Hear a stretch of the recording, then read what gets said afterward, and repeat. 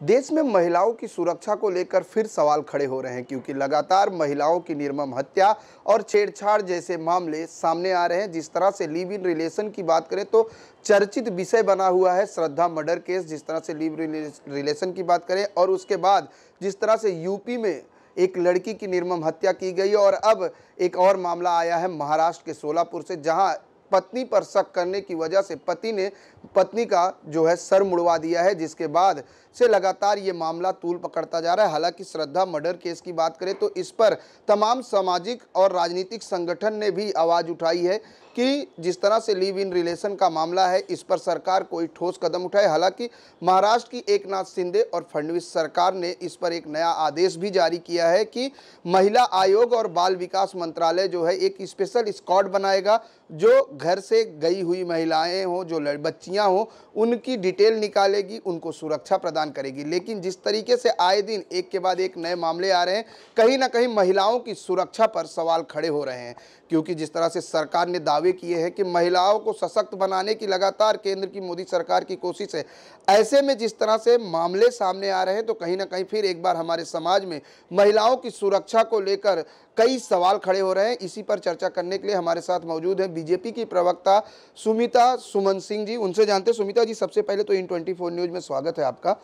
जिस तरीके से आज श्रद्धा मर्डर का मामला अभी ठंडा नहीं हुआ था कि यूपी में एक बाप द्वारा अपनी बेटी का मर्डर कर दिया गया और अब महाराष्ट्र के सोलापुर से एक महिला का सर मुड़वाने का मामला आया, वो भी शक के आधार पर।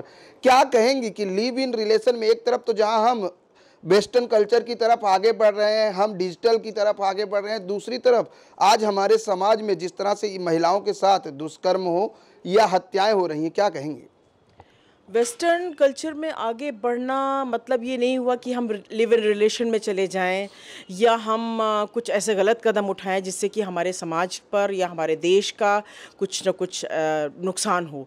लिव इन रिलेशन तो मैं किसी भी तरह से इस पक्ष में नहीं हूँ क्योंकि लिव इन रिलेशन में हमेशा ऐसा होता है कि हमारे बच्चे धोखा खा जाते हैं क्योंकि सामने वाला मोस्टली वेल प्लान्ड होता है, वो प्लान्ड वे में होता है और हमारी बच्चियाँ बहुत ही मासूम होती हैं, एक फूल की पंखुड़ी की तरह से होती हैं जो कि थोड़े से में ही मुरझा जाती हैं और थोड़े से में ही वो किसी की तरफ भी समर्पित हो जाती हैं।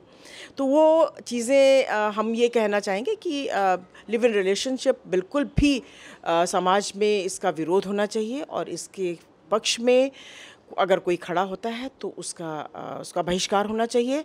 बल्कि पेरेंट्स को इसके लिए अवेयर होना चाहिए। मैं पेरेंट्स को ये कहना चाहूँगी कि क्या हो गया आज के समाज में हम खर्च नहीं चला पा रहे हैं या एक आधुनिकता को लेके कि नहीं भाई हम भी काम कर रहे हैं और दोनों पेरेंट अर्निंग मेंबर हो जाते हैं फैमिली में। जब पेरेंट अर्निंग मेंबर हो जाते हैं तो हमारे बच्चे नेग्लेक्टेड रहते हैं क्योंकि हमारे बच्चे कब स्कूल जा रहे हैं, कब स्कूल से आ रहे हैं, पेरेंट को कुछ पता ही नहीं होता है। और इसी चक्कर में हमारे बच्चे को लोग बरगला लेते हैं। सामने वाला जो व्यक्ति है, मैं किसी जाति विशेष की बात नहीं कर रही हूँ, लेकिन सामने वाले लोग बरगलाते हैं और बरगला के हमारी मासूम बच्चियों को वो अपने वश में कर लेते हैं। और चूँकि पेरेंट्स के साथ में उनका साक्षात्कार सिर्फ और सिर्फ रात को होता है, वो सोते समय, और बहुत कम उनका मिलना होता है, तो उसके लिए मैं यही कहूँगी कि किसी भी तरह से पेरेंट उस पर ध्यान दें और अपनी बच्चियों पे पूरा कंट्रोल रखें, उनको समझा के, उनको बुझा के, और देखना पड़ेगा। जिस तरह से सोलापुर का मामला आया है कि पति के शक की वजह से पत्नी को सर मुड़वाया गया और अब तलाक तक मामला आ गया, ऐसे रिलेशन को क्या कहेंगी कि जहां एक शक की बुनियाद पर खुद की पत्नी का सर मुड़वा देना, और किस तरह की कानूनी कार्रवाई होनी चाहिए, किस तरह से मांग करेंगी बीजेपी की तरफ से?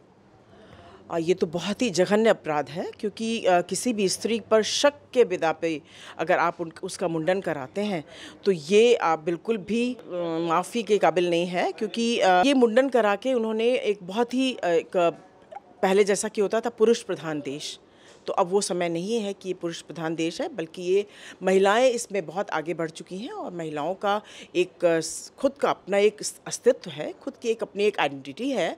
और उसको ध्यान में रखते हुए किसी भी पुरुष को, चाहे वो पति है या पिता है या भाई है या जीजा है, कोई भी, वो किसी भी महिला पर इस तरह का अपराध या किस तरह का कदम उठाना उसके लिए जघन्य अपराध है और उसको उसकी कठोर से कठोर सज़ा होनी चाहिए ताकि आगे से कोई भी व्यक्ति इस तरह से महिलाओं के ऊपर गलत कदम न उठा सके। एक सवाल, जिस तरह से अब जो है महाराष्ट्र सरकार की बात करें तो महाराष्ट्र सरकार ने कहा है कि एक स्पेशल स्क्वाड बनाया जाएगा, जो घर से गई हुई महिलाएं, लिव इन रिलेशन में लड़कियां रहती हैं, उनकी डिटेल निकाली जाएगी और उनको सुरक्षा मुहैया कराई जाएगी। इस पर कितना जो है अमल हो पाएगा, आपको लगता है अमल हो? क्योंकि ऑलरेडी केंद्र सरकार ने महिला सशक्तिकरण को लेकर कई अभियान चलाए थे, बेटी बचाओ बेटी पढ़ाओ, तरह तरह के अभियान है, लेकिन आए दिन बेटियों पर ही अत्याचार और हत्याएं की जा रही हैं। देखिए, सरकार तभी कानून बनाती है जब बहुत सारी चीज़ें हमारे समाज में आ जाती हैं, और कानून बनाने के लिए हम खुद सरकार को बाध्य करते हैं। तो इस तरह के बहुत सारे कानून बनते हैं, लेकिन कुछ कानूनों में हम आगे सफल हो पाते हैं और कुछ कानूनों में हम नहीं भी सफल हो पाते हैं। अभी आपको मैं बता दूंगा, लिव इन रिलेशनशिप में अगर कोई व्यक्ति रह रहा है अपने एक गर्लफ्रेंड को लेके, तो उसमें सोसाइटी भी कहीं बहुत बड़ी जिम्मेदार है। सोसाइटी को भी पूरी जानकारी होनी चाहिए कि कौन हमारे यहाँ पर आया है, वो किस तरह की फैमिली से आया है, उसका क्या रिलेशन है, उसके पास क्या प्रूफ है कि वो शादीशुदा है और वो उनके पेरेंट्स।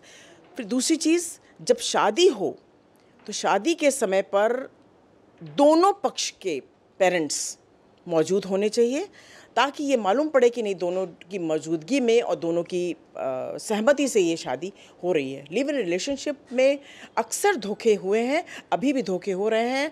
हमारी बच्चियां बहुत ही मासूम हैं, उनको समझ में नहीं आ रहा है। इसके लिए जागरूक होना होगा हमारे पेरेंट्स को, जागरूक होना होगा माँ को, पिता को, भाई को, सभी को जागरूक होना पड़ेगा। तभी जाकर इस देश में ये क्रांति रुकेगी। ये जो चल रहा है ना, बहुत ही गलत चल रहा है और हमारा देश बहुत दूसरी तरफ मुड़ रहा है। हम मोदी जी चाहते हैं कि हमारा देश सफलता की ओर जाए, और कहाँ से कहाँ उन्होंने देश को पहुंचा दिया है, लेकिन कहीं ना कहीं हम कमज़ोर हो जा रहे हैं, क्योंकि हम ज़मीन से जो शुरुआत होती है, बच्चियों से, भविष्य हमारा बच्चियों और बच्चों पर निर्भर करता है। अगर वहीं कमज़ोर हो जाएंगे तो माननीय मोदी जी कहाँ तक अपने आप को आगे बढ़ा पाएंगे। तो यहाँ पर पेरेंट्स की भी बहुत बड़ी जिम्मेदारी है, सोसाइटीज़ की जिम्मेदारी है, समाज की जिम्मेदारी है, देश की जिम्मेदारी है। आखिरी सवाल, अक्सर हमने देखा है कि प्रशासन और सरकार तब जागती है जब हादसे हो जाते हैं। आखिर सरकार ऐसे हादसों से सबक कब लेगी? हादसे होने के बाद ही क्यों याद आता है कि हमें कानून बनाना चाहिए, हमें इसके खिलाफ जागरूकता अभियान चलाया जाना चाहिए? अगर जिस तरीके से बात करें आज जिस श्रद्धा मर्डर केस की, तो 2020 में अगर श्रद्धा ने शिकायत की थी, शायद उस दौरान जांच और कार्रवाई होती तो आज श्रद्धा बच सकती थी।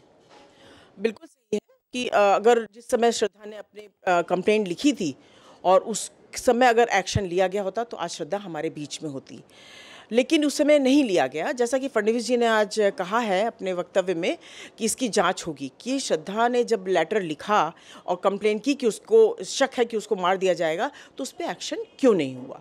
और रहा कानून बनाने की बात, तो कितने कानून बनाए जाएंगे, कितने कानून टूटेंगे, कितने कानून बनेंगे, ये सारी बातें तो बहुत ही सेकेंडरी पे आती हैं। हम खुद क्यों नहीं अपने कानून बनाते हैं, हम खुद क्यों नहीं अवेयर होते हैं? हम पढ़े लिखे हैं, आज समाज बहुत आगे बढ़ गया है। वो समय गया जब बाल विवाह हो जाया करते थे। अब लड़कियां मैच्योर हैं, अब लड़कियां पढ़ लिख के आगे बढ़ रही हैं, मैच्योरिटी की तरफ बढ़ रही हैं, और हमारे समाज में एक महिलाओं को एक जगह दी जा रही है। तो हमको अपनी बच्चियों को भी समझाना होगा और हमको अपने बच्चों को भी समझाना होगा कि भाई दोनों को मिल के ही ये समाज चलाना है, और उनको इस तरफ से जागरूकता की तरफ कदम बढ़ाना होगा।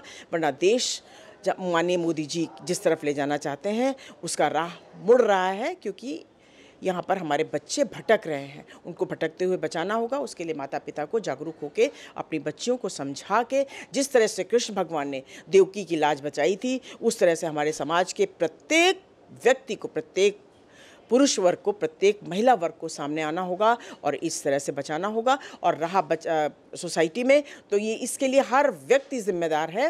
हर व्यक्ति को अपनी सोसाइटी में ये देखना होगा कि कहाँ पर किस तरह के लोग आके रह रहे हैं, हमारा नेबर कौन है, इसकी जिम्मेदार मैं भी हूँ। हमारा नेबर कौन है, क्या वो सही है या नहीं है, इसकी जानकारी हर फ्लोर पे रह रहे व्यक्ति को होनी चाहिए।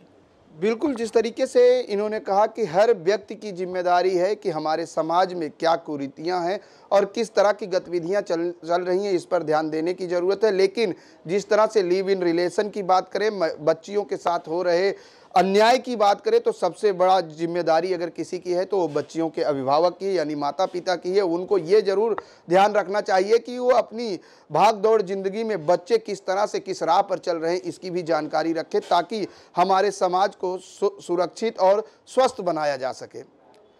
कैमरामैन देवानंद सिंह के साथ प्रदीप शर्मा, इन 24 न्यूज, मुंबई।